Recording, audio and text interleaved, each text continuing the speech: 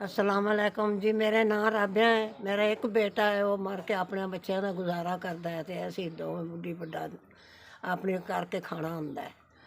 ये तेरा मेरा करके वक्त पास कर रहे हैं।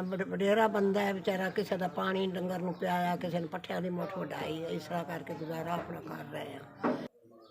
ये वाढी शुरू हो गई है, और मजदूरी में गरीबां की खत्म हो गई है। अगे कर कतर के तेरा मेरा खा लईदा है।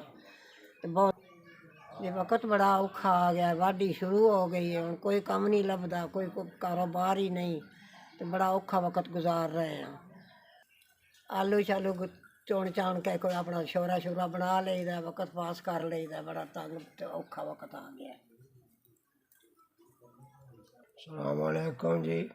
अगे तो मजदूरी थोड़ी बाटी के कट्टा बच्चा धुप्पे छावे करके कर लईदी सी। हुण दुनिया वाढी लग गई है, सानू तो इसका कुछ भी नहीं। हुण वक्त बहुत मुश्किल हो गया, की करांगे की बनेगा। मेरा बच्चा आवे 5,000 थोड़ा कलिया मैंने मिल गया। अल्लाह पाक तुहानू सुख सुकून देवे, अल्लाह जिंदगी चौखी देवे, बड़े जाती होवे, अल्लाह बाड़े तो बाड़ा दे तुहानू, अल्लाह नबी तुहानू इतना दे जितना नैश पानी। अल्लाह पाक जिंदगियां वाले हो।